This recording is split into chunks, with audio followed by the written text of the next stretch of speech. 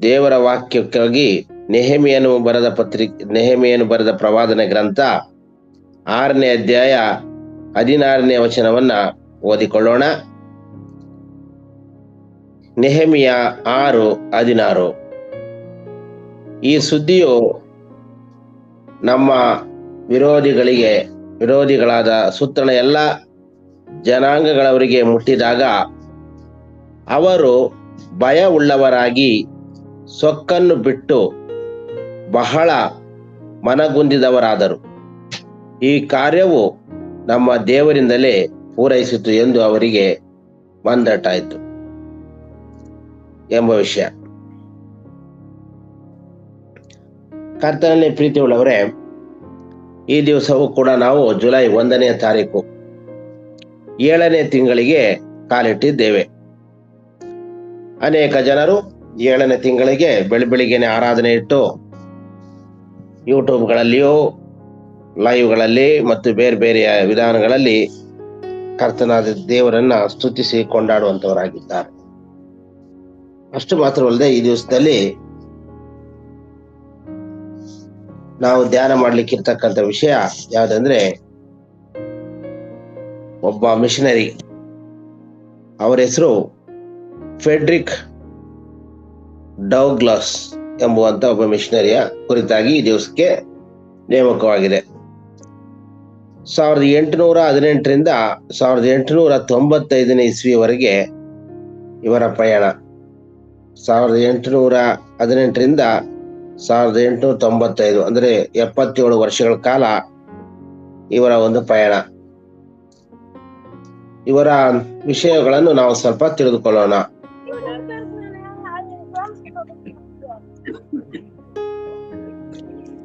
ಇವರ ಆರಂಭಿಕ ಜೀವನ 1818ರಲ್ಲಿ ಪ್ರಾರಂಭವಾಗ್ತದೆ. ಇವರು ಮೇರಿಲ್ಯಾಂಡ್ ಎಂಬ ಒಂದು ಸ್ಥಳದಲ್ಲಿ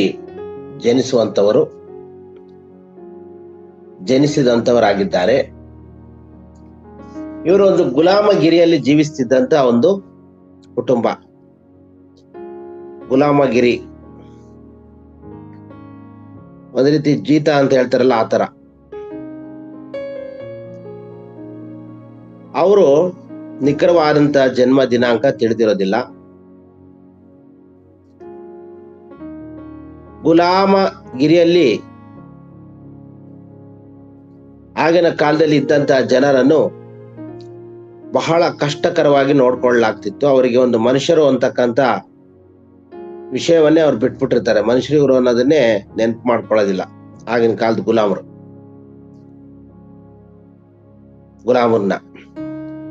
ಅವ್ರಿಗೆ ಕೆಲವೆಲ್ಲ ಸವಲತ್ತುಗಳು ಇರೋದಿಲ್ಲ. ಅವ್ರಿಗೆ ಸರಿಯಾದಂತ ಶಿಕ್ಷಣನೇ ಕೊಡಬಾರ್ದು ಅಂತಕ್ಕಂಥ ಒಂದು ನಿಯಮ. ಶಿಕ್ಷಣ ಇವರಿಗೆ ಕೊಡಂಗಿಲ್ಲ ಗುಲಾಮರಿಗೆ ಅನ್ನುವಂತ ಒಂದು ಕಾನೂನುಗಳು ಕೂಡ ಆಗ ಇತ್ತು. ಮತ್ತೆ ಅವರಿಗೆ ಯಾವುದೇ ಒಂದು ಮಿನಿಮಮ್ ಫೆಸಿಲಿಟೀಸ್ಗಳು ಕೂಡ ಸಿಗ್ತಾ ಇರಲಿಲ್ಲ. ತಾವಿದ್ದಂತ ಜಾಗಗಳಲ್ಲಿ ಇರುವಂತ ಅಲ್ಪ ಸ್ವಲ್ಪ ವಿಷಯಗಳನ್ನೇ ಅವರು ತಿಳ್ಕೊಂಡು, ಮುಖ್ಯವಾಗಿ ಅವರ ಜೀವನದಲ್ಲಿ ಅವರ ಓನರ್ಗಳಿಗೆ, ಅವರ ಗುಲಾಮರಾಗಿ ಅವ್ರು ಏನ್ ಹೇಳ್ತಾರೆ ಅದನ್ನ ಮಾಡ್ಕೊಂಡು ಜೀವಿಸ್ತಾ ಸ್ವಲ್ಪ ಕೊಡುವಂತ ಊಟ ತಿನ್ಕೊಂಡು ಇರುವಂತ ಒಂದು ಪರಿಸ್ಥಿತಿ. ಇಂಥ ಒಂದು ಪರಿಸ್ಥಿತಿಯಲ್ಲಿ ಅವರು ಓದೋದಕ್ಕೆ ಬರೆಯೋದಕ್ಕೆ ಹೆಂಗೋ ಕಲ್ತ್ಕೊಂತಾರೆ. 1838ರಲ್ಲಿ ಅವರು ಆ ಯಾರವರ ಗುಲಾಮರನ್ನಾಗಿ ನಡೆಸ್ಕೊಳ್ತಿರ್ತಾರೋ ಅವ್ರ ಕಡೆಯಿಂದ ಅವ್ರು ತಪ್ಪಿಸ್ಕೊಂಡು ಉತ್ತರಕ್ಕೆ ಅವರು ಪಲಾಯನ ಮಾಡ್ತಾರೆ, ಓಡೋಗ್ತಾರೆ. ಅಂದ್ರೆ ಗುಲಾಮಗಿರಿಯಿಂದ ಅವ್ರು ತಪ್ಪಿಸ್ಕೊಂಡ್ಬಿಡ್ತಾರೆ. ಮತ್ತು ಅವರು ಮುಂದೆ ಹೋಗಿ ಸಿಕ್ಕಿದಂತ ಅವಕಾಶಗಳನ್ನು ಉಪಯೋಗಿಸ್ಕೊಂಡು ಒಂದು ಭಾಷಣಕಾರರು ಮತ್ತು ಬರಹಗಾರರಾಗಿ ಪ್ರವೀಣರಾಗಿ ಪ್ರಸಿದ್ಧಿ ಆಗುವಂತ ಒಂದು ಕಾರ್ಯ ನಾವು ನೋಡ್ತೀವಿ. ಈ ಫೆಡ್ರಿಕ್ ಡೌಗ್ಲಾಸ್ ಅಂತಕ್ಕಂಥ ಈ ಒಬ್ಬ ವ್ಯಕ್ತಿ, ಅವ್ರ ಕತೆ ಎಷ್ಟು ಮಟ್ಟಿಗಿತ್ತು ಅಂದ್ರೆ ಅವರು ಬಹಳ ಅತ್ಯುತ್ತಮವಾದಂತ ಕತೆಗಾರರು. ಅವರು ನಾಟಕ, ಕತೆ ಈ ತರ ಇರ್ತದಲ್ಲ, ಜೊತೆಗೆ ಈ ತರ ಎಲ್ಲ ಒಂದು ಕಾದಂಬರಿ ತರ ಎಲ್ಲ ಬರೆಯುವಂತ ಒಂದು ಮನಸ್ಸುಳ್ಳವರಾಗಿದ್ದಾರೆ, ಒಂದು ಟಾಲೆಂಟ್ ಉಳ್ಳವರು. ಇವರು ಕ್ರೈಸ್ತ ನಂಬಿಕೆ ಯೇಸು ಸ್ವಾಮಿಯನ್ನು ಸ್ವೀಕಾರ ಮಾಡಿದಂತ ಒಬ್ಬ ವ್ಯಕ್ತಿ. ಯೇಸು ಸ್ವಾಮಿಯನ್ನೇ ಒಳಗೊಂಡು ಅವರು ಅನೇಕ ಪ್ರಬಲ ಕಥೆಗಳು ಇವುಗಳನ್ನೆಲ್ಲ ಬರೆದು ಗುಲಾಮಗಿರಿಯಿಂದ ಬಿಡುಗಡೆ ಹೊಂದಬೇಕು, ಗುಲಾಮಗಿರಿ ಸರಿಯಾದಂತ ಒಂದು ವ್ಯವಸ್ಥೆ ಅಲ್ಲ ಅನ್ನುವಂತ ವಿಷಯದಲ್ಲಿ ಜನರನ್ನ ಪ್ರೇರೇಪಿಸುವಂತ ಒಂದು ರೀತಿಯಲ್ಲಿ ಇವರನ್ನು ಮಾಡ್ತಾರೆ. ಅದರ ಮುಂದೆ ಅವರು ಒಂದು ಚಳುವಳಿಯ ರೂಪಕ್ಕೆ ತರ್ತಾರೆ. ಅನೇಕರು ಇವರು ಮಾಡಿದಂತ ಈ ಚಳುವಳಿಗೆ ಸೇರಿ ಇವರು ಕೂಡ ಗುಲಾಮಗಿರಿಯ ವಿರುದ್ಧವಾಗಿ ಅನೇಕ ಜನರು ಸೆಟೆದು ನಿಲ್ಲುವಂಥದ್ದನ್ನು ನಾವು ಕಾಣುತ್ತೇವೆ. ಇದಕ್ಕೆ ಕಾರಣರು ಈ ಫೆಡ್ರಿಕ್ ಡೌಗ್ಲಾಸ್ ಅಂತಕ್ಕಂಥ ಡೌಗ್ಲಾಸ್.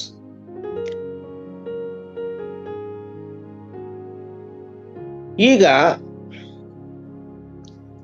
ಇವರವರಿಗೆ ಮುಖ್ಯಸ್ಥರಾಗಿಕೊಂಡು ಅನೇಕರನ್ನ ಪ್ರೇರೇಪಿಸಿ ಅನೇಕ ವಿಷಯಗಳನ್ನ ಪ್ರಸ್ತಾಪಿಸಿ ಜನರನ್ನು ಪ್ರೇರೇಪಿಸುವಾಗ ಅವರು ಹೇಳಿದಂತ ಕೆಲವು ಮುಖ್ಯ ವಿಷಯಗಳೇನೆಂದ್ರೆ, ಗುಲಾಮಗಿರಿಯು ನಿರ್ಲಜ್ಜ ಶಕ್ತಿಗಳಿಂದ ನಿರ್ವಹಿಸಲ್ಪಟ್ಟ ಕ್ರೂರ ವ್ಯವಸ್ಥೆಯಾಗಿದ್ದು ತಮ್ಮ ಸ್ವಂತ ಲಾಭಕ್ಕಾಗಿ ಇತರರ ಜೀವನ ನಾಶಪಡಿಸ್ತದೆ ಅಂತಕ್ಕಂಥ ಒಂದು ವಿಷಯ. ಪ್ರತಿಯೊಬ್ಬ ಮನುಷ್ಯನು ಮುಕ್ತವಾಗಿ ಮತ್ತು ಘನತೆಯಿಂದ ಬದುಕುವ ಹಕ್ಕಿದೆ ಅವರಿಗೆ, ಆ ಹಕ್ಕಿನಿಂದಲೇ ಅವನು ಹುಟ್ಟಿದ್ದಾನೆ ಅಂತಕ್ಕಂಥ ಒಂದು ವಿಷಯ. ಈ ಮೂಲಭೂತ ಸತ್ಯವನ್ನ ನೀವು ತಿಳ್ಕೋಬೇಕು. ಮತ್ತು ಗುಲಾಮಗಿರಿಯು ಇದನ್ನ ನಿರಾಕರಿಸ್ತದೆ, ಈ ಸತ್ಯವನ್ನ, ಇದಕ್ಕೆ ವಿರುದ್ಧವಾಗಿರ್ತದೆ ಅಂತಕ್ಕಂಥ ವಿಷಯವನ್ನ ಜನರೆಲ್ಲ ಬಿತ್ತಿ ಅವರು ಅನೇಕರಿಗೆ ವಿಷಯಗಳನ್ನ ತಿಳಿಸಿ ಈ ಚಳುವಳಿ ರೂಪಿಸ್ತಾರೆ.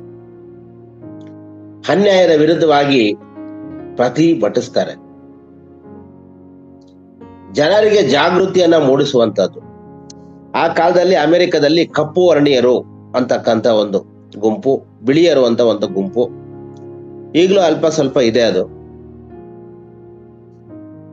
ಇದರ ವಿರುದ್ಧವಾಗಿ ಕೂಡ ಅವರು ಮಾತನಾಡಿ ಗುಲಾಮಗಿರಿಯ ಹಿಡಿತದಿಂದ ಬಿಡಿಸಲಿಕ್ಕೆ ಅನೇಕರನ್ನ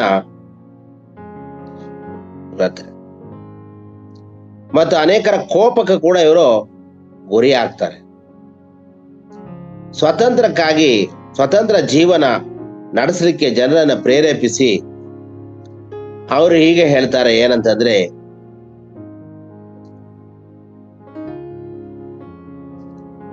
ಪುರುಷರು ಮತ್ತು ಮಹಿಳೆಯರು ಸಮಾನರು ಮತ್ತು ನಾವೆಲ್ಲರೂ ಸಹೋದರ ಸಹೋದರಿಯರು ಎಂದು ಘೋಷಿಸುತ್ತಾರೆ.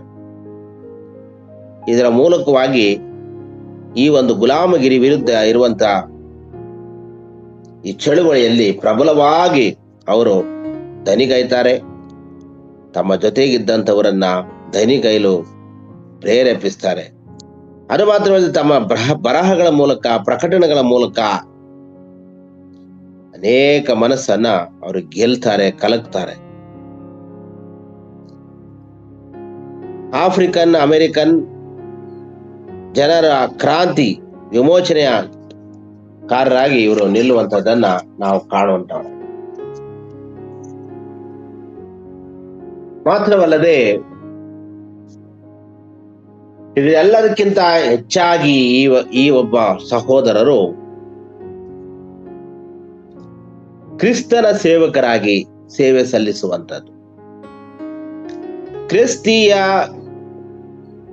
ಬೋಧನೆ, ಕ್ರಿಸ್ತಿಯ ಸಾರಾಂಶ, ಸತ್ಯವೇದದಲ್ಲಿರುವಂತ ವಿಷಯಗಳನ್ನ ಗುಲಾಮಗಿರಿಯ ಬಗ್ಗೆ ಏನ್ ಹೇಳ್ತದೆ ಬೈಬಲ್ ಅನ್ನುವಂಥ ವಿಷಯದನ್ನು ಕೂಡ ಅವರು ಹೇಳಿ ಜನರಲ್ಲಿ ಕ್ರಿಸ್ತ ಯೇಸುವಿನ ಸುವಾರ್ತೆಯನ್ನು ಸಾರುವಂಥದ್ದು.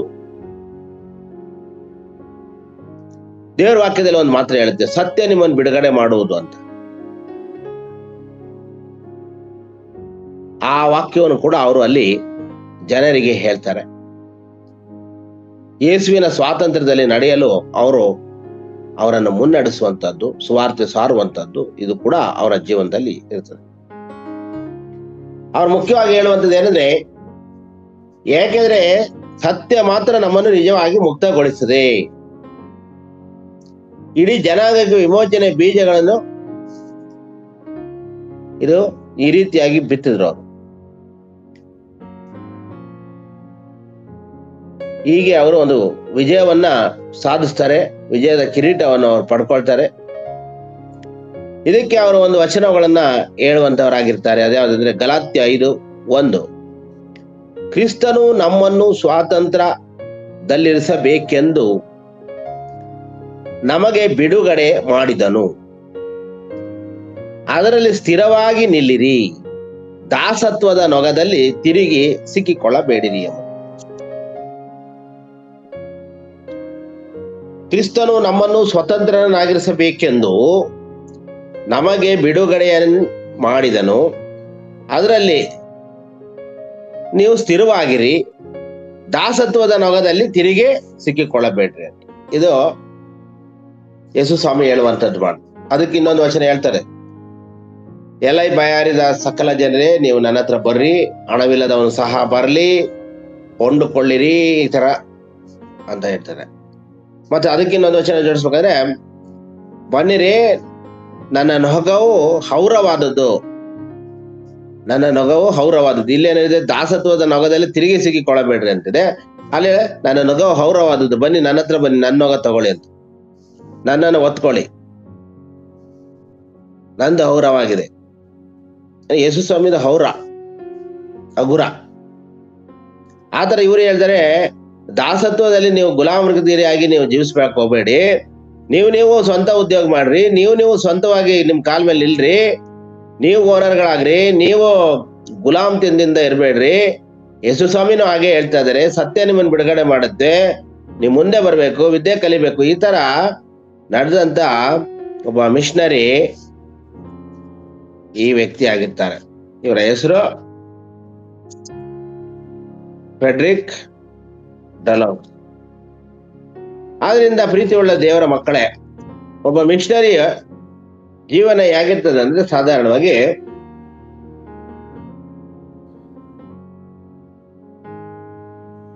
ಆತನು ಫಸ್ಟ್ ಮಿಷನರಿ ಅಂದ್ರೆ ಅನೇಕರು ಹೆಂಗ್ ತಿಳ್ಕೊಂತಾರೆ ಅಂದ್ರೆ, ನನ್ನ ಬರೀ ದೇವರ ವಾಕ್ಯ ಸಾರುವಂತ ವ್ಯಕ್ತಿ ಅಂತ.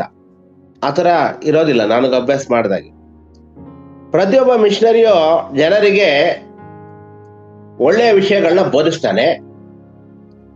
ಬೋಧಿಸುದು ಮಾತ್ರವಲ್ಲದೆ ಆ ಸಮಾಜದಲ್ಲಿ ಅವರಿಗೆ ಏನು ತೊಂದರೆ ಆಗ್ತಾ ಇರ್ತದೋ ಆ ತೊಂದರೆಗಳಿಂದ ಅವನು ಬಿಡಿಸಲು ಅನೇಕ ಕಾರ್ಯವನ್ನ ಅವನು ಕೈಗೊಳ್ತಾನೆ. ಉದಾಹರಣೆಗಾಗಿ ವಿದ್ಯೆ ಇಲ್ಲದವರಿಗೆ ವಿದ್ಯಾದಾನ, ಹಾಸ್ಟೆಲ್ ಫೆಸಿಲಿಟೀಸ್ಗಳು, ಸ್ಕೂಲ್ಗಳು, ಆಸ್ಪತ್ರೆಗಳು, ಆರಾಮಿಲ್ದದವರಿಗೆ ಆಸ್ಪತ್ರೆ, ಈ ತರ ಆ ಒಂದು ಪ್ರಾಂತೀಯವಾಗಿ ಏನು ತೊಂದರೆ ಇರ್ತದೋ ಅದನ್ನ ಸರಿಪಡಿಸುವಂತ ಒಂದು ಕಾರ್ಯ ಮಿಷನರಿ ಮಾಡ್ತಾರೆ. ಮತ್ತೆ ಯಾರಿಗಾದ್ರೂ ಜಗಳ ಇದ್ರೆ ಅದನ್ನ ಬಗೆಹರಿಸೋದು, ಮನೆಗಳಿಗೆ ಇಲ್ಲದೆ ಇದ್ರೆ ಅವ್ರಿಗೆ ವ್ಯವಸ್ಥೆ ಮಾಡುವಂಥದ್ದು, ಊಟ ಇಲ್ಲದೆ ಅವ್ರಿಗೆ ವ್ಯವಸ್ಥೆ ಮಾಡುವಂಥದ್ದು, ಇದು ಪ್ರಾಕ್ಟಿಕಲ್ ಆಗಿ ಮಾಡುವಂಥದ್ದು ಮಿಷನರಿ. ಇದ್ರ ಎಲ್ಲದರ ಜೊತೆಗೆ ಇಷ್ಟೇ ಮಾಡಿಬಿಟ್ರೆ ಅವನ್ ಬರೀ ಸೋಷಿಯಲ್ ವರ್ಕ್ ಆಗ್ಬಿಡುತ್ತೆ. ಅದು ಇದರ ಜೊತೆಗೆ ಯೇಸುವನ್ನ ಕೊಡುವಂಥದ್ದು, ಯೇಸುವನ್ನ ಕೊಡುವಂಥದ್ದು, ಇದು ಮಿಷನರಿ ಮಾಡುವಂಥದ್ದು ನಾನು ತಿಳ್ಕೊಂಡಿರೋ ಹಾಗೆ. ಆದ್ರೆ ಜನರಿಗೆ ಪೇತ್ರ ಒಂದ್ ಕಡೆ ಹೇಳ್ತಾರೆ, ಆ ಪ್ರೇಯರ್ ಮಾಡುವಾಗ ನೀವು ಹೋಗಿ ಚಳಿ ಕಾಯಿಸ್ಕೊಳ್ರಿ, ಹೋಗಿ ಊಟ ಮಾಡ್ಕೊಳ್ರಿ, ನಿಮ್ಗೆ ಹೊಟ್ಟೆ ಹಸಿದ್ರೆ ಊಟ ಮಾಡ್ಕೊಳ್ರಿ, ಚಳಿ ಕಾಯಿಸ್ಕೊಳ್ರಿ ಅಂತ ಹಂಗೆ ಬಿಟ್ಬಿಟ್ರೆ ಅವನೇನ್ ಮಾಡ್ಬೇಕು? ಅವನ್ಗೆ ಅದು ಒದಗಿಸ್ಕೊಡ್ಬೇಕು. ಚಳಿ ಕಾಯಿಸ್ಕೊಳಕ್ ಬೆಂಕಿ ಒದಗಿಸ್ಕೊಡ್ಬೇಕು, ಊಟ ಇಲ್ಲದೆ ಊಟ ಕೊಡ್ಬೇಕು. ಇದು ನಿಜವಾಗಿ ಮಿಷನರಿಯ ಒಂದು ಕಾರ್ಯ. ನಾವು ಸೇವೆ ಮಾಡುವಾಗ್ಲೂ ಕೂಡ ಈ ರೀತಿಯಾಗಿ ನಾವು ಮಾಡ್ಬೇಕಾಗತ್ತೆ. ದೇವ್ರ ವಾಕ್ಯ ಬರೀ ಬೋಧನೆ ಮಾಡಿ ಆ ಪ್ರಸಂಗ ಪೀಠದಲ್ಲಿ ನಿಂತ್ಕೊಂಡು ಬೋಧನೆ ಮಾಡ್ಬಿಟ್ಟು ಕೆಳಗಡೆ ಬಂದ್ಮೇಲೆ ನಮಗ್ ಸಂಬಂಧ ಇಲ್ಲ ಅನ್ನೋ ತರ ನಾವ್ ಇದ್ರೆ ಅದು ನಾವು ಯಾವತ್ತೂ ನಾವು ಸೇವಕರಾಗಿರೋದಕ್ಕೂ ಸಾಧ್ಯ ಇಲ್ಲ. ಎರಡನೇದಾಗಿ ಸೇವಕರು ಅಂದ್ರೆ ಏನರ್ಥ? ಸೇವಕರು ಅಂತ ಕರೆಸ್ಕೊಳ್ತೀವಿ, ಸೇವೆ ಮಾಡುವಂಥದ್ದು. ಯೇಸು ಸ್ವಾಮಿ ಲೈಫ್ ಕೂಡ ಇದೇ ತರನೇ. ಮಾತ್ರ ಈ ರೀತಿಯಲ್ಲಿ ಮಿಷನರಿಗಳಿರ್ತಾರೆ. ಆ ರೀತಿ ಆದಂತಹ ಒಂದು ಕಾರ್ಯವನ್ನ ಈ ಫ್ರೆಡ್ರಿಕ್ ಡೌಲೌಸ್ ಅಂತಕ್ಕಂಥವ್ರು ಮಾಡಿದ್ದಾರೆ. ಸ್ವಾತಂತ್ರ್ಯಕ್ಕೆ ಜನರನ್ನ ಪ್ರೇರೇಪಿಸಿ ಗುಲಾಮತನದಿಂದ ಬಿಡಿಸಿ ನೀವು ತಿರುಗಿ ಈ ದಾಸತ್ವದ ನೊಗದಲ್ಲಿ ಸಿಕ್ಕಿಕೊಳ್ಳಬಾರದು ಅನ್ನುವಂಥ ವಿಷಯವನ್ನ ಅವರು ಹೇಳಿರುವಂತ ಒಬ್ಬ ಭಕ್ತ ಈ ಒಂದು ಮಿಷನರಿ ಆಗಿರ್ತಾರೆ.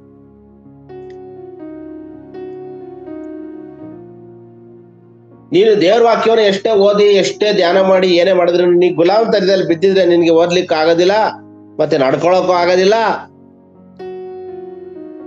ಆದ್ರಿಂದ ಈ ರೀತಿಯಾಗಿ ಡೌಲೌಸ್ ಈ ಸತ್ಯದಲ್ಲಿ ಬದುಕಿದರು. ಗುಲಾಮಗಿರಿಯ ಸರಪಳಿಯನ್ನು ಮುರಿಯಲು ಮತ್ತು ಸ್ವಾತಂತ್ರ್ಯಕ್ಕಾಗಿ ದೃಢವಾಗಿ ನಿಲ್ಲಲು ಅವರು ಇತರರನ್ನ ಕರೀತಾರೆ. ಅವ್ರ ಜೀವನದಿಂದ ನಾವು ಏನ್ ತಿಳ್ಕೋಬಹುದು ಅಂದ್ರೆ, ನ್ಯಾಯಕ್ಕಾಗಿ ಹೋರಾಡಿ ಅಂತಕ್ಕಂಥ ಒಂದು ವಿಷಯ ತಿಳ್ಕೋಬಹುದು. ಡೌಲೌಸ್ ಎಂದಿಗೂ ಅನ್ಯಾಯದ ಬಗ್ಗೆ ಮೌನವಾಗಿರ್ಲಿಲ್ಲ.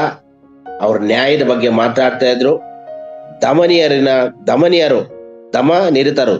ದಮನಿಯರು ಅಂತ ಹೇಳ್ತೀವಿ ನಾವು, ಅಂದ್ರೆ ಕೆಳಗೆ ತಳ್ಳಲ್ಪಟ್ಟವರ ಪರವಾಗಿ ಅವರು ಮಾತಾಡ್ತಾ ಇದ್ರು. ಈ ವಿಷಯವನ್ನು ನಾವು ತಿಳ್ಕೊಳ್ಬಹುದು. ಮತ್ತು ದೇವರಲ್ಲಿ ಬಲವಾಗಿ ನಂಬಿಕೆ ಇರಿಸಿ ಎಂಬುವಂತ ಇನ್ನೊಂದು ವಿಷಯ. ಅವರು ದುಃಖವನ್ನು ಸಹಿಸಿಕೊಂಡ್ರು ಮತ್ತು ದೇವರ ಶಕ್ತಿಯ ಮೇಲೆ ಅವರು ಅವಲಂಬಿತರಾಗಿದ್ರು. ತಮ್ಮ ಹೋರಾಟದಲ್ಲಿ ದೇವರು ನಮಗೆ ಸಹಾಯ ಮಾಡ್ತಾನೆ ಅಂತಕ್ಕಂಥ ಒಂದು ನಂಬಿಕೆ ಅವರಲ್ಲಿ ಇತ್ತು. ಅದರಿಂದ ಯಾವುದೇ ಮಿಷನರಿ ತಾನು ಕೆಲಸ ಮಾಡುವಾಗ ಅವನ ಮೇಲೆ ಡಿಪೆಂಡ್ ಆಗಿರೋದಿಲ್ಲ. ಅವನು ದೇವ್ರ ಮೇಲೆನೆ ಡಿಪೆಂಡ್ ಆಗಿರ್ತಾನೆ. ದೇವ್ರು ನನಗೆ ಸಹಾಯ ಮಾಡ್ತಾನೆ. ಕೀರ್ತಿ 121 ಒಂದು ಮಾತು ಹೇಳುತ್ತೆ, ಏನಂದ್ರೆ, ನಾನು ಕಣ್ಣೆತ್ತಿ ಪರ್ವತಗಳ ಕಡೆಗೆ ನೋಡುತ್ತೇನೆ, ನನ್ನ ಸಹಾಯ ಎಲ್ಲಿಂದ ಬರುವುದು? ಭೂಮಿ ಆಕಾಶಗಳು ನಿರ್ಮಾಣ ಮಾಡಿದ ಯೆಹೋವನಿಂದಲೇ ನನ್ನ ಸಹಾಯ ಬರುವುದು ಅಂತ. ಸಾಮಾನ್ಯ ಜನರು ಪರ್ವತಗಳನ್ನ ನೋಡ್ತಾರೆ. ನನ್ನ ಒಂದು ವಿಷಯ ವ್ಯಾಖ್ಯಾನದ ಪ್ರಕಾರ ಪರ್ವತಗಳು ಅಂತಂದ್ರೆ ಈ ಲೋಕದ ದೊಡ್ಡ ದೊಡ್ಡ ವ್ಯಕ್ತಿಗಳು, ಹಣ ಇರುವಂತವ್ರು, ಈ ತರ. ಆದ್ರೆ ಸಹಾಯ ಎಲ್ಲಿಂದ ಬರುತ್ತೆ? ದೇವ್ರ ಕಡೆಯಿಂದನೇ ಬರುತ್ತೆ. ಭೂಮಿ ಆಕಾಶಗಳ ನಿರ್ಮಾಣ ಮಾಡಿದ ದೇವ್ರ ಕಡೆಯಿಂದನೇ ನಮ್ಮ ಸಹಾಯ ಬರುತ್ತೆ ಅನ್ನುವಂಥ ವಿಷಯ. ಆದ್ರಿಂದ ಯಾವುದೇ ಒಬ್ಬ ಮಿಷನರಿ, ಯಾವುದೇ ಒಬ್ಬ ಸೇವೆ ಮಾಡುವಂತ ವ್ಯಕ್ತಿ ತಾನೇ ಏನೋ ಒಂದು ಪ್ಲಾನ್ ಮಾಡಿ, ತಾನೇ ಏನೋ ಒಂದು ಮಾಡುವಂಥದ್ದು, ತಾನೇ ಏನೋ ಒಂದು ಯೋಜನೆ ಹಾಕುವಂಥದ್ದು, ದೇವರು ಇಲ್ಲದೆ ಇರ್ತಕ್ಕಂಥ ಯೋಜನೆಯನ್ನ ಹಾಕುವಂಥದ್ದು ವ್ಯರ್ಥ. ನಾವು ಸೇವೆ ಮಾಡುವಾಗ, ಮಿಷನರಿಗಳ ಕಾರ್ಯಗಳನ್ನು ಮಾಡುವಾಗ, ನಮ್ಮಲ್ಲಿ ಅನೇಕರು ಮಿಷನರಿ ಇದ್ದಾರೆ. ಅವರು ಏನ್ ಮಾಡ್ಬೇಕಂದ್ರೆ, ಕ್ರಿಸ್ತ ಯೇಸುವನ್ನ ಜೊತೆಗಿಟ್ಕೊಂಡು ಕ್ರಿಸ್ತ ಯೇಸುವನ್ನ ಮುಂದೆ ಇಟ್ಟು ಅವರು ಯೇಸು ಸ್ವಾಮಿ ಪ್ರಜ್ವಲಿಸುವ ಹಾಗೆ ಮಾಡ್ಬೇಕು. ಇವರು ಈ ಒಂದು ಸೇವೆಯನ್ನ ಮಾಡಿದ್ರು ಕೂಡ ಅದರಲ್ಲಿ ಕ್ರಿಸ್ತ ಯೇಸು ಪ್ರಜ್ವಲಿಸುವಂತೆ ಮಾಡಿದ್ದಾರೆ. ದೇವರ ಬಳಿಯಲ್ಲಿ ಬಹಳವಾದಂತ ನಂಬಿಕೆ ಮತ್ತು ಬದಲಾವಣೆಗಾಗಿ ಜ್ಞಾನವನ್ನು ಬಳಸಿಕೊಂಡಂತ ಒಂದು ವಿಷಯ. ಬದಲಾವಣೆ ಏನು? ಹೊಸ ಜೀವನ ಪ್ರಾರಂಭ. ಅವರ ಒಂದು ಜೀವನದಲ್ಲಿ ಕೂಡ ನೋಡುವಾಗ ಅವ್ರು ಓದೋಕೆ ಬರೆಯ ಕಲ್ತ್ಕೊಳ್ಳುವಂಥದ್ದು ಯಾವುದೋ ಒಂದು ಮೂಲಕವಾಗಿ ದೇವರು ಅವ್ರಿಗೆ ಸಹಾಯ ಮಾಡಿದ್ರಿಂದನೇ ಅದು. ಏನೋ ಆಗಿನ ಕಾಲದಲ್ಲಿ ದೇವರ ಆ ಜನರು ಏನ್ ಮಾಡ್ತಾ ಇದ್ದಾರೆ, ಈ ಗುಲಾಮರಿಗೆ ಶಿಕ್ಷಣ ಕೊಡಬಾರ್ದು ಅಂತ ಇದೆ. ಆದ್ರೆ ಅವರು ದೇವರ ನಂಬಿದ್ರಿಂದ ಯಾವುದೋ ರೀತಿಯಲ್ಲಿ ದೇವರು ಅವರಿಗೆ ಶಿಕ್ಷಣವನ್ನ ಕೊಡ್ತಾರೆ, ಓದೋದನ್ನ ಬರೆಯೋದನ್ನ ಕಲ್ತ್ಕೊಳ್ತಾರೆ. ಇದರಿಂದ ಅವರು ಇತರರಿಗೆ ಸಹಾಯ ಮಾಡಲಾಗುತ್ತೆ. ತಮ್ಮ ಬರವಣಿಗೆ ಮೂಲಕವಾಗಿ ಅವರು ಕಾದಂಬರಿಗಳನ್ನ ಅಥವಾ ಕಥೆಗಳನ್ನ ಬರೆದು ಅವರು ಜನರಿಗೆ ಮುಟ್ಟಿಸಲಿಕ್ಕೆ ಆಗ್ತದೆ. ಆದ್ರಿಂದ ಕರ್ತನಲ್ಲಿ ಪ್ರೀತಿಯುಳ್ಳ ದೇವರ ಮಕ್ಕಳೇ, ಈ ಸಂದರ್ಭದಲ್ಲಿ ನೀವು ತಿಳ್ಕೊಳ್ಳುವಂತ ಮತ್ತೊಂದು ವಿಷಯ ಏನಂದ್ರೆ, ನಮಗೆ ದೇವರು ಅನೇಕ ಒಂದು ತಾಲಾಂತಗಳನ್ನ ಕೊಟ್ಟಿದ್ದಾನೆ. ನಮಗೆ ಚಿಕ್ಕಂದಿನ ವಿದ್ಯೆ ಕೊಟ್ಟಿದ್ದಾನೆ, ಮಾತನಾಡುವ ಶಕ್ತಿ ಕೊಟ್ಟಿದ್ದಾನೆ, ನಟನೆ ಮಾಡುವಂಥದ್ದು, ಹಾಡು ಹೇಳುವಂಥದ್ದು, ಕೀಬೋರ್ಡ್ ಬಾರಿಸುವಂಥದ್ದು, ಡ್ಯಾನ್ಸ್ ಮಾಡುವಂಥದ್ದು, ಸುವಾರ್ತೆ ಸಾರುವಂಥದ್ದು, ಇದು ಒಂದು ರೀತಿಯಾದಂತ ತಲಾಂತು ದೇವರು ನಮಗೆ ಕೊಟ್ಟಿರ್ತಾರೆ. ಇದನ್ನು ನಾವು ತಕ್ಕ ಸಮಯದಲ್ಲಿ ದೇವರಿಗಾಗಿ ಉಪಯೋಗಿಸ್ಬೇಕಂಥದ್ದು. ಈ ಭೂಲೋಕದಲ್ಲಿ ನಾವು ಉಂಟಾಗಿರುವಂತ ಪ್ರತಿಯೊಂದೊಂದು ಕಾರ್ಯ ಏನಕ್ಕಂದ್ರೆ, ಒಬ್ಬೊಂದು ಮನುಷ್ಯ ದೇವರು ಉಂಟು ಮಾಡುವಾಗ ಆತನು ಇರತಕ್ಕ ಕಾಲಗಳನ್ನು, ಇರತಕ್ಕ ಮೇರೆಗಳನ್ನು ದೇವರು ಗೊತ್ತು ಮಾಡಿದ್ದಾನೆ ಅಂತ ವಾಕ್ಯ ಹೇಳುತ್ತೆ. ಅವನು ಎಲ್ಲಿ ಇರಬೇಕು, ಎಷ್ಟು ಸಮಯ ಅಲ್ಲಿ ಇರಬೇಕು ಅಂತಕ್ಕಂಥದ್ದು. ಉದಾಹರಣೆಗೆ ನಾನು ಇಲ್ಲಿ ಕೊಪ್ಪಳದಲ್ಲಿದ್ದೆ, ನಾನು ಯಾವ್ದೋ ಒಂದು ಊರಲ್ಲಿ ಇರ್ತಿದ್ದೀನಿ, ಎಲ್ಲೋ ಒಂದ್ ಕಡೆ ಇದ್ರೆ ಇಲ್ಲಿಗೆ ದೇವ್ರು ಕರೆಸಿ ಇವನು ಇಲ್ಲಿಂದ ಇಲ್ಲಿವರೆಗೆ ಈ ಮನೇಲಿ ಇರ್ಬೇಕು ಅನ್ನುವಂಥದ್ದು ದೇವರು ಗುರುತು ಮಾಡಿದ್ದಾರೆ. ಇಂಥ ಕಾರ್ಯಗಳು ಮಾಡ್ಬೇಕಂತ ದೇವ್ರು ಗುರುತು ಮಾಡಿದ್ದಾರೆ. ಸೊ ಆ ಕಾರ್ಯವನ್ನ ಮಾಡ್ಲಿಕ್ಕೆ ದೇವ್ರು ನಮ್ಗೆ ಹೇಳಿದ್ದಾರೆ. ಅದನ್ನ ನಾವು ಮಾಡದೆ ಬಿದ್ರೆ ಸೈತಾನಿಗೆ ಜಯ ಆಗ್ತದೆ. ಆದ್ರಿಂದ ನನಗೆ ಮಾತನಾಡಲು ಶಕ್ತಿ ಇರುವಾಗ, ನನಗೆ ವಿದ್ಯೆ ಕಲಿಸಲು ಶಕ್ತಿ ಇರುವಾಗ, ನಾನು ಬೋಧನೆ ಮಾಡಲು ಶಕ್ತಿ ಇರುವಾಗ ನಾನು ಬೋಧನೆ ಮಾಡಬೇಕು, ಹಾಡು ಹೇಳ್ಬೇಕು, ಡ್ಯಾನ್ಸ್ ಮಾಡ್ಬೇಕು, ನಟನೆ ಮಾಡ್ಬೇಕು, ಅಥವಾ ಮಕ್ಕಳ ಕಾರ್ಯಕ್ರಮಗಳನ್ನು ಮಾಡ್ಬೇಕು. ಏನೇನು ನಮಗೆ ತಾಲಂತ್ ಇದೆ ಅದನ್ನ ನಾವು ಬಚ್ಚಿಟ್ಕೋಬಾರ್ದು. ನಾವು ಅದನ್ನ ಮಾಡುವಂಥದ್ದು. ಅದರ ಮೂಲಕ ಜನರಿಗೆ ಸಹಾಯ ಮಾತ್ರವಲ್ಲದೆ ದೇವರ ನಾಮಕ್ಕೆ ಮಹಿಮೆ. ಇದು ಮಾಡ್ಲಿಕ್ಕಷ್ಟೇ ನಾವು ಈ ಭೂಲೋಕದಲ್ಲಿ ಹುಟ್ಟಿರೋದು ವಿನಃ ಬೇರೆ ಏನೋ ಮಾಡಿ ನಮ್ಮ ಸ್ವಾರ್ಥ ಏನೋ ಮಾಡ್ಕೊಳ್ಲಿಕ್ಕೆ ಸಾಧ್ಯ ಇಲ್ಲ. ಯೇಸು ಸ್ವಾಮಿಗೆ ಹೇಳ್ತಾರೆ, ನೀವು ನನ್ನನ್ನು ಬಿಟ್ಟು ಏನೂ ಮಾಡಲಾರಿರಿ, ನನ್ನನ್ನು ಬಿಟ್ಟು ನೀವು ಏನೂ ಮಾಡ್ಲಿಕ್ಕೆ ಸಾಧ್ಯ ಇಲ್ಲ ಅಂತ. ಅದನ್ನ ಪ್ರತಿಯೊಬ್ಬ ಮಿಷನರಿ, ಪ್ರತಿಯೊಬ್ಬ ದೇವರ ಸೇವಕ ಕ್ರಿಸ್ತ ಯೇಸುವಿಗೆ ಆತನ ಒಪ್ಪಿಸಿ ಆತನ ಕಾರ್ಯ ಪ್ರವೃತ್ತನಾಗ್ಬೇಕೆ ವಿನಃ ತನ್ನ ಜ್ಞಾನವನ್ನ ಇತ್ಕೊಂಡು ಏನೋ ಒಂದು ಮಾಡ್ಕೊಂಡು ಏನೋ ಒಂದು ಮಾಡಿದ್ರೆ ಹಿಂಗಾಗತ್ತೆ, ಹಂಗಾಗತ್ತೆ ಹಿಂಗಾಗಂತ ಮಾಡ್ಕೊಂಡು ಹೋದ್ರೆ ಅವನು ತನ್ನ ಮಿಷನರಿಯ ಜೀವನದಲ್ಲಿ ಸೈತಾನಿಗೆ ಗೆಲುವನ್ನ ಉಂಟು ಮಾಡುವಂತವನಾಗಿರ್ತಾನೆ. ಆದ್ರಿಂದ ಕರ್ತನಲ್ಲಿ ಪ್ರೀತಿ ಉಳ್ಳವರೇ, ನ್ಯಾಯಕ್ಕಾಗಿ ಹೋರಾಟ, ದೇವರಲ್ಲಿ ಬಲವಾದ ನಂಬಿಕೆ ಮತ್ತು ಬದಲಾವಣೆಗೆ ಆತನ ಜ್ಞಾನವನ್ನ ಬಳಸಿದಂತ ಒಂದು ವಿಷಯವನ್ನ ನಾವು ಈ ಒಂದು ಮಿಷನರಿಯ ಜೀವನದಲ್ಲಿ ತಿಳ್ಕೊಳ್ತೇವೆ. ಮಾತ್ರವಲ್ಲದೆ ದೇವರನ್ನು ಅತಿಯಾಗಿ ಆತನು ಜನರಿಗೆ ಪ್ರಚುರ ಮಾಡಿದ್ದು, ಯೇಸು ಸ್ವಾಮಿ ವಿಷಯದಲ್ಲಿ ದಾಸತ್ವಕ್ಕೆ ಸಿಕ್ಕಾಕೋಬೇಡಿ, ಯೇಸು ಸ್ವಾಮಿ ಹೇಳಿದಾನೆ ಅಂತಕ್ಕಂಥ ವಿಷಯವನ್ನ ಪ್ರಚುರ ಮಾಡಿದ್ದು ವಿಷಯವನ್ನ ನಾವು ತಿಳ್ಕೊಳ್ತಾ ಇದ್ದೇವೆ. ಜನರಿಗಾಗಿ ತನ್ನ ಜೀವನವನ್ನು ಹೋರಾಟ ಮಾಡೋದಲ್ಲಿ ಇಟ್ಟದ್ದು. ಅದೇ ರೀತಿ ನೆಹೆಮೀಯನ ಪ್ರವಾದನೆ ಗ್ರಂಥದಲ್ಲಿ ಇದಕ್ಕೆ ಒಂದು 6ನೇ ಅಧ್ಯಾಯದ 16ನೇ ವಚನದಲ್ಲಿ ನಾವು ನೋಡ್ತೇವೆ. ಏನು, ನೆಹೆಮೀಯನು ಕೂಡ ಇದೇ ತರ ಏನ್ ಮಾಡ್ತಾನೆ, ತಮ್ಮ ಜೀವನವನ್ನ ತ್ಯಾಗಮಯವಾಗಿ ಜನರಿಗೋಸ್ಕರ ಅವ್ರು ಇಡ್ತಾ ಇದ್ದಾರೆ. ನೆಹೆಮೀಯನ ಪುಸ್ತಕವನ್ನು ನಾವು ನೋಡ್ಕೊಳ್ವಾಗ ಅವರು ಏನ್ ಮಾಡ್ತಾರೆ ಅಂದ್ರೆ, ದೇವರಿಂದ ಪ್ರೇರೇಪಿಸಲ್ಪಟ್ಟು ತನ್ನ ರಾಜನ ಅಪ್ಪಣೆ ಪಡ್ಕೊಂಡು ಅವ್ರು ಬಂದು ಆ ಒಂದು ಪೌಳಿ ಗೋಡೆ ಮತ್ತೆ ದೇವಾಲಯವನ್ನ ಕಟ್ಲಿಕ್ಕೆ ಪ್ರಾರಂಭ ಮಾಡುವಾಗ ಅನೇಕರು ಅವರಿಗೆ ವಿರೋಧ ಬರ್ತಾರೆ, ವಿರೋಧ ಮಾಡ್ತಾರೆ. ಅಲ್ಲಿ ರಾಜನ ಪರ್ಮಿಷನ್ ತಗೊಂಡು ಬಂದಿರ್ತಾರೆ ಅವರು, ಆದ್ರೂ ಕೂಡ ವಿರೋಧ ಮಾಡ್ತಾರೆ. ಅವ್ರು ಗೋಡೆ ಕಟ್ಟುವಾಗ ಏನ್ ಹೇಳ್ತಾರೆ, ನೀವು ಕಟ್ಟುವ ಗೋಡೆ ಮೇಲೆ ನರಿ ಹಾರಿದ್ರೆ ಅದು ಬಿದ್ದೋಗುತ್ತೆ ಅಂತ. ಆಮೇಲೆ ಇನ್ನೇನ್ ಹೇಳ್ತಾರೆ, ನೀವು ಕಟ್ಟುವಂತದ್ದು ಇದ್ರೆ ನಿಮ್ಗೆ ಬಹಳ ಎದುರಿಗಳು ನೀವು ಅಂತ ಅವಾಗವಾಗ ಡಿಸ್ಟರ್ಬ್ ಮಾಡ್ತಾರೆ. ಅವ್ರ ಸುತ್ತಮುತ್ತ ಇದ್ದಂತ ವ್ಯಕ್ತಿಗಳು, ರಾಜರುಗಳು, ಅದರಲ್ಲಿ ಮುಖ್ಯವಾಗಿ ಸನ್ಬಲಟ, ಟೋಬಿ ಅಂತಕ್ಕಂಥವ್ನು ಬಹಳ ಮುಖ್ಯವಾಗಿ ಅವ್ರಿಗೆ ಮಾಡಿದ್ದು 2ನೇ ವಚನದಲ್ಲಿ ನಾವು ಕಾಣ್ತೇವೆ. ಸನ್ಬಲಟ, ಟೋಬಿ, ಗೇಷೆಮ್ ಅಂತಕ್ಕಂಥ ವ್ಯಕ್ತಿಗಳು ಜನರನ್ನೆಲ್ಲ ಕೂಡ್ಸ್ಕೊಬಂದು ಏನ್ ಹೇಳ್ತಾರೆ, ನೀವು ಬಾಗಿಲಿಡ್ತಾ ಇದೀರಿ, ಗೋಡೆ ಕಟ್ತಾ ಇದೀರಿ, ಕದಗಳಾಗ್ತಾ ಇದ್ರಿ, ಇದೆಲ್ಲ ಏನು, ಇದೆಲ್ಲ ನಗೆ ಪಾಟ್ಲು, ನಿಮ್ ಕೈಲೆಲ್ಲ ಮಾಡಕ್ಕಾಗಲ್ಲ, ಹಾಗೆ ಹೀಗೆ ಅಂತ ಹೇಳಿ ನಾವು 1ನೇ ಅಧ್ಯಾಯದಿಂದಲೂ ಇಲ್ಲಿ ಮಟ್ಟ ನೋಡ್ಕೊಂಡು ಬರುವಾಗ ಕೂಡ ಅಲ್ಲಿ ಕಾಣ್ತೀವಿ. ಅವ್ರು ಹೇಳ್ತಾರೆ, ಈ ಒಂದು ದೇವಸ್ಥಾನ ಬಿದ್ದೋಯ್ತಲ್ಲ, ಪೌಳಿ ಕೂಡ ಬಿದ್ದೋಯ್ತಲ್ಲ, ಹೆಂಗಾರು ಮಾಡಿ ಕಟ್ಬೇಕಲ್ಲ ನಾವು ಅಂತ ತಮ್ಮ ಹೃದಯದಲ್ಲಿ ಅದನ್ನ ತಗೊಂಡು ಬರ್ತಾರೆ. ಆಗ ಅಲ್ಲಿ ಬರುವಾಗ ಯುದ್ಧಕ್ಕೆ ಬನ್ನಿ ಅಂತಾನು ಕೂಡ ಕರೀತಾರೆ. ಬನ್ನಿ ಮಾತಾಡೋಣ ಅಲ್ಲಿ ಅದು ಅವರು ದೇವ್ರ ಜ್ಞಾನದಿಂದ ನನಗೆ ಬಹಳ ಕೆಲಸ ಇದೆ, ನಾನು ಬರ್ಲಿಕ್ಕೆ ಆಗೋದಿಲ್ಲ ತುಂಬಾ ಅಂತೇಳಿ ಹೇಳ್ ಕಳ್ಸ್ಬಿಡ್ತಾನೆ ನೆಹೆಮೀಯ. ಮತ್ತೆ ತಿರುಗಿ ಬಂದಾಗ ಲಂಚ ಕೊಡ್ತಾರ ಒಬ್ಬನಿಗೆ. ಮೆಹಟ ಬೇಲನ ಮೊಮ್ಮಗನಾದ ದೇಲಾಯನ ಮಗನೂ ಆದ 10ನೇ ವರ್ಷದಲ್ಲಿ ಶೇಮಾಯನ ಮನೆಗೆ ಓದ್ತಾನೆ ಒಂದ್ ರಾತ್ರಿ. ಅಲ್ಲಿ ಹೋದಾಗ ಅವನಲ್ಲಿ ಅಡಕೊಂಡಿರ್ತಾನೆ. ಏನಕ್ಕೆ ಅಡಕೊಂಡಿರ್ತಾನೆ, ಬಾ ಬೇಗ ಹೋಗೋಣ, ನಾನು ಅಡ್ಕೊಂಡಿದ್ದೀನಿ, ಸನ್ಬಲಟ ಮತ್ತು ಅವ್ರ ಗುಂಪೆಲ್ಲ ಬರ್ತಾರೆ, ನಮ್ಮನ್ನ ಕೊಲೆ ಮಾಡ್ಬಿಡ್ತಾರೆ, ನಾವು ಹೋಗ್ಬಿಟ್ಟು ದೇವಸ್ಥಾನದಲ್ಲಿ ಹೋಗಿ ಒಳಗೆ ಗದ್ದಿಗೆನ ಇಟ್ಕೊಳ್ಳೋಣ, ಒಳಗೆ ಅಲ್ಲಿ ಬಾಗ್ಲ ಹಾಕೊಳ್ಳೋಣ, ಡೋರ್ ಹಾಕೊಳ್ಳೋಣ, ಬಾ ಬಾ ಬಾ ಅಂತ ಕರೆದ್ರೆ ನಾನು ಬರೋಲ್ಲ ಅಂತ ಹೇಳ್ಬಿಡ್ತಾನೆ. ದೇವ್ರ ಮೇಲೆ ವಿಶ್ವಾಸ ಐತೆ ನಿನಗೆ. ಏನ ಅಲ್ಲಿ ನೆಹೆಮೀಯನ್ ಕಳ್ಸಿದ್ದು ದೇವರೇ ಹೊರತು ಬೇರೆ ಯಾರು ಕಳ್ಸಿಲ್ಲ. ಇಷ್ಟೆಲ್ಲ ದೊಡ್ಡ ಕಾರ್ಯ ಮಾಡ್ಲಿಕ್ಕೆ ಅವನೊಬ್ಬನ ಕೈಲಿ ಏನು ಆಗೋದಿಲ್ಲ. ದೇವರ ಒಂದು ಶಕ್ತಿಯಿಂದ ಮಾತ್ರ ಸಾಧ್ಯವಾಗಿದೆ ಎಂಬತಕ್ಕಂಥ ವಿಷಯ. ಆಮೇಲೆ ಮುಂದೆ ಗೊತ್ತಾಗುತ್ತೆ ಇದೆಲ್ಲ ಲಂಚ ಕೊಟ್ಟು ಮಾಡಿಸಿರೋದು ಅಂತ, ಆ ನೆಹೆಮೀಯನ ಎದುರಿಸೋದಕ್ಕೋಸ್ಕರ ಮಾಡಿಸಿರೋದು ಅಂತ. ಅದಕ್ಕೆ 14ನೇ ವಚನದಲ್ಲಿ ಬಹಳ ಚಂದವಾಗಿ ಬರೆಯಲ್ಪಟ್ಟಿದೆ. ಏನಂತಂದ್ರೆ, ಈ ಸುದ್ದಿ ಎಲ್ಲ ಮುಂದೆ ಜನಗಳಿಗೆ ಗೊತ್ತಾಗತ್ತೆ.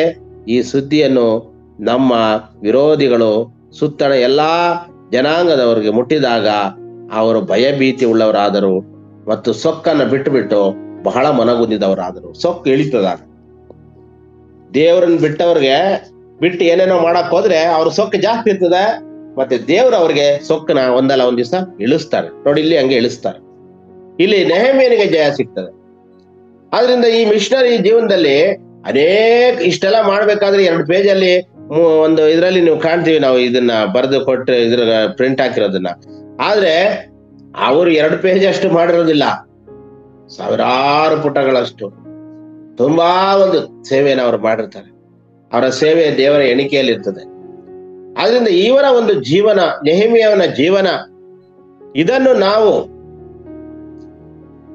ತಾಳೆ ಮಾಡಿ ತಿಳಿದುಕೊಂಡು ದೇವರ ಸೇವಕರು ಆಗಿರುವಂತ ನಾವು ಅಥವಾ ದೇವರ ಭಕ್ತರಾಗಿರುವಂತ ನಾವು ದೀಕ್ಷಾಸ್ನಾನ ಹೊಂದಿ ಕರ್ತನ ಕಡೆಗೆ ತಿರುಗಿಕೊಂಡು ಪರಿಶುದ್ಧರಾಗಿ ಜೀವಿಸುವಂತವರಾದ ನಾವು ಕಡೆ ಕಾಲದಲ್ಲಿ ಬರುವಂತ ಶೋಧನೆಗಳು,